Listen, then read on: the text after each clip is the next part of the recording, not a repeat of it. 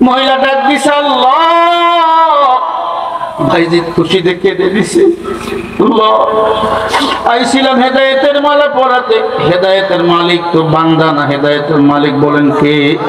মান ইয়াহদিহিল্লাহু ফালা মুদিল্লা লাহু ওয়া মান ইউদ্লিলহু ফালা হাদিয়া লাহু। আল্লাহ তুমি হেদায়েতের মালা পরাইয়া দাও। বিকট একটা আওয়াজ, মেয়ে ডাক দিয়ে বলে, মালিক জাহান্নামের আগুন থেকে বাঁচাও, জাহান্নামের আগুন সহ্য করতে পারবো না রে আল্লাহ, আমার মতো খারাপ কেউ নাই, ও আল্লাহ তুমি বাঁচা। একটা চিৎকার দিয়ে মহিলা বেহুশ হয়ে গেছে। সকাল যখন হয়ে গেছে, নাইট ক্লাবের কর্তৃপক্ষ আসছে ঘরের দরজায়, দরজা খোল খোল, এই টুপিওয়ালা দরজা খোলো। আল্লাহ বলে চিন্তা করে কি করবো, মহিলা তো এখন বেহুশ হয়ে গেছে, ঘরের দরজা ভেঙে ঢুকছে। আল্লাহ বলে যায় নামাজে বসা, মহিলা যায় নামাজে মাথা উঠে পড়ে রয়েছে। চিন্তা করে তুমি আকাম কুকাম করে যায় নামাজে শুয়ে রাখছো, এমন কিছু বদ মানুষ নাই? হ্যাঁ, হুজুরের ভুল ধরে, খালি হুজুরের ভুল, হুজুর খারাপ কয় না? 3 আঙ্গুল কিন্তু এইদিকে, 3 আঙ্গুল কয় তুই বেশি খারাপ, কথা কয় না? এই যে 1 আঙ্গুল তুলছেন না, 3 আঙ্গুল হামছে, কয় তুই বেশি খারাপ, সাবধান। এজন্য নূর বলেছেন, মা হাফিজু ওয়া মা নাহু, নিজের সমালোচনা নিজে করো। উমর বলেছেন, উমর নিজের সমালোচনা নিজে করো, নিজের পাপের কথা নিজে মনে করো, অন্যের পাপের কথা মনে করিও না, অন্যের সমালোচনা করিও না। অন্যের সমালোচনা করলে তার গুনাহ তোমার আমলনামায় চলে যাবে, তোমার নেকগুলো তার আমলনামায় চলে যাবে, তার গুনাহগুলো তোমার আমলনামায় চলে যাবে।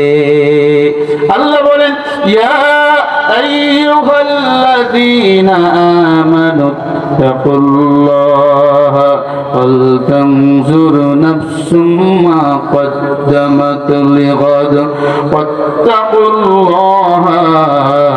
লাআল্লাকুম তুফলিহুন।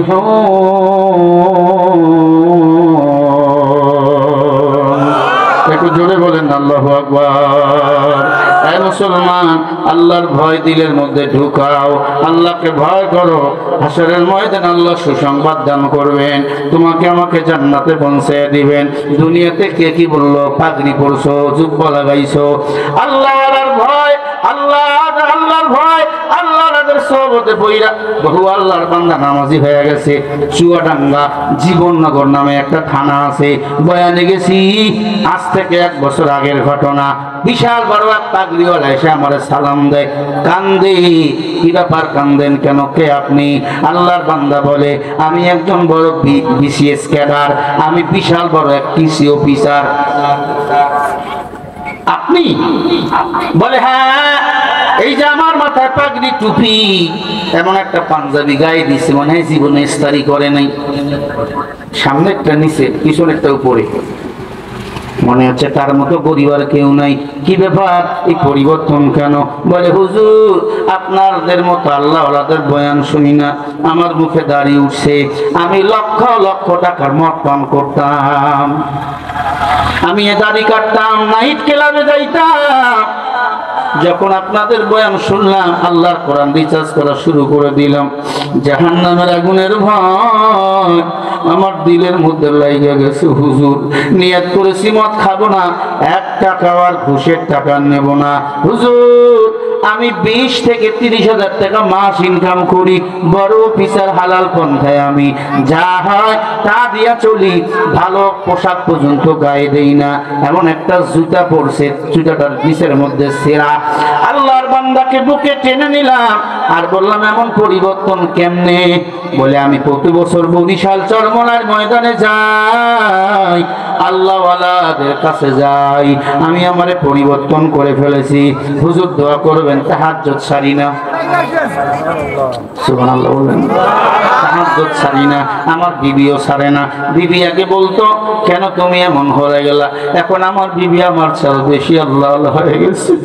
আমার বিবি ডাক দিয়ে বলে শাফি যা ইনকাম করো তা দিয়ে সংসার চলবে, মাতাউল কলিল, দুনিয়া কিছুই না, দুনিয়া নগণ্য নগণ্য। হুজুর আমার এখান থেকে কিছু টাকা আমি আমার মাদ্রাসায় দিয়ে দিই, পাশের মাদ্রাসায়, কারণ মাদ্রাসা এতিমরা বসবাস করে, এতিমদেরকে দিই।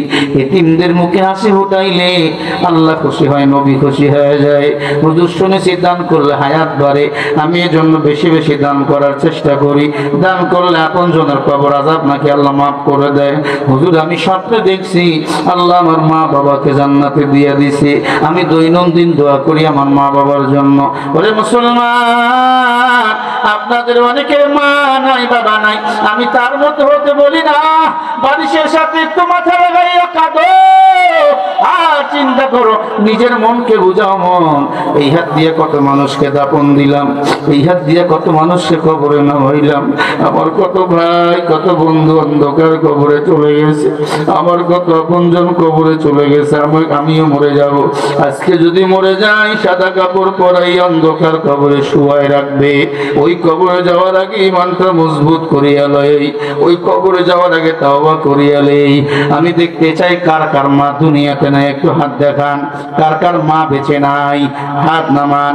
কার কার বাবা নাই, একটু হাত তুলে দেখান, হাত নামায় দেন বাবা। আমি দেখতে চাই 30 পারা কোরআন শরীফের জন্য আমি 30টা আল্লাহর বান্দা দেখতে চাই। হুজুর আমি 1000 টাকা এই মাদ্রাসার জন্য দান করব। 1 পারা কোরআন শরীফ তেলাওয়াত হবে, এই সবটা আপনার মার আমলনামায় লেখা হবে। 2 পারার জন্য 2000, 3 পারার জন্য 3000, অথবা 30 জন আল্লাহর বান্দা দেখতে চাই। একটা করে কোরআন শরীফ হাদিয়া দিবেন এই মাদ্রাসার জন্য, 500 করে টাকা নগদ দিবেন বাবা। আমি মুসাফির আপনাদের জন্য দোয়া করে দেব। আমি 30 পারা কোরআন শরীফের জন্য 30 জন আল্লাহর বান্দা দেখতে চাই। হুজুর আমরা এই মাদ্রাসার জন্য একটা কোরআন শরীফ হাদিয়া দেব, নগদ নাই, বাকি লেখায়া দিবেন, আমি দোয়া করে দেব। পরে আপনারা দিয়ে দিবেন, আগামীকাল পরশু 1 সপ্তাহ এর মধ্যে দিয়ে দিবেন। আল্লাহ কবুল করে নেন, নারায়ে তাকবীর। মুরব্বী 500 টাকা দিয়েছেন, চেয়েছে আলহামদুলিল্লাহ, কোথাও মাহরুম হই নাই। কে আছেন বাবা একটু বলেন, হুজুর আমার মায়ের জন্য 2-3 হাজার দিতে পারবেন? একটা চাইছি 500 টাকা।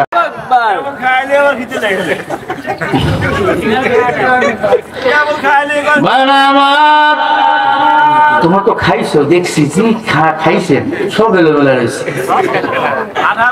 আরো খাইবেন, আরো খাইবেন, খাইবেন আবার দিবেন, আপনারাই দিবেন, আপনারাই খাইবেন। কি বলেন? ইনশাআল্লাহ হুজুর যত খাওয়াবে তত আল্লাহ তাআলা বরকত দিবে। যে মাদ্রাসায় যে বাসা যত বেশি নিয়ামত তত বেশি বরকত দেন কে? আল্লাহ কবুল করে, তাই তো মেহমান যায়। আল্লাহ খুশি হলে বাড়িতে মেহমান পাঠায়, আল্লাহ খুশি হলে বৃষ্টি দেয়, আল্লাহ খুশি হলে কন্যা সন্তান দেয়। সুবহানাল্লাহ। মুসলমান ইমানদার,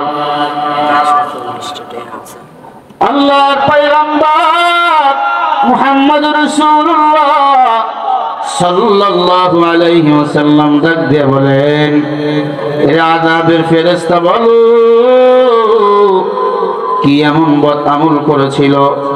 বলে 1 নম্বরে ওয়াকিমুস সালাহ, নামাজ কায়েম করেছে কিন্তু মাঝে মাঝে নামাজ ছেড়ে দিয়েছে, কাজা আদায় করে না।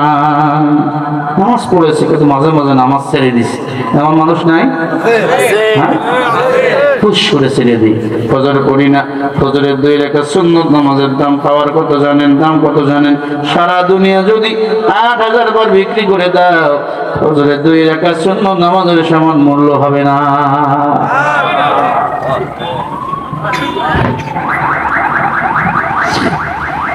এক নম্বর অপরাধ, নামাজ কাজা করতো, কাজা নামাজ পড়তো না। কাজা হয়ে গেলে পড়ে নিবেন। 4 ওয়াক্ত যদি কাজা হয়ে যায়, 5 ওয়াক্তের বেলা 4 ওয়াক্ত পড়ে নিবেন, শুধু খরচটা ইনশাআল্লাহ। কথা বুঝছেন আমার ভাইরা আমার? 2 নম্বর অপরাধ, উতলুমা উহিয়া ইলাইকা মিনাল কিতাব, কোরআন হাদিসের কথা শুনতো, এইখান দিয়ে শুনে এইখান দিয়ে বাই করে দিত। এমন মানুষ নাই? আছে। এই শুনে অনেক কিছু শুনলেন না, মানবে না, হুজুর বলে। 3 নম্বর অপরাধ, ওয়া আতুস যাকাহ, যাকাত ফরজ হয়েছে এরপরও যাকাত দেয় না। কি এমন মানুষ নাই? যাকাত ফরজ হওয়ার পরে যাকাত যারা দেবেন না, ধান পেয়েছেন 100 মণ, 10 মণ ধান আপনাকে ওসর দেওয়া লাগবে, মাদ্রাসায় দিবেন, গরিবকে দিবেন, বিভিন্ন ইসলামী সংগঠনকে বিলিয়ে দিবেন। যদি না দেন ওই ধানের ভাত খেয়ে ইবাদত করবেন, ইবাদত কবুল হবে না।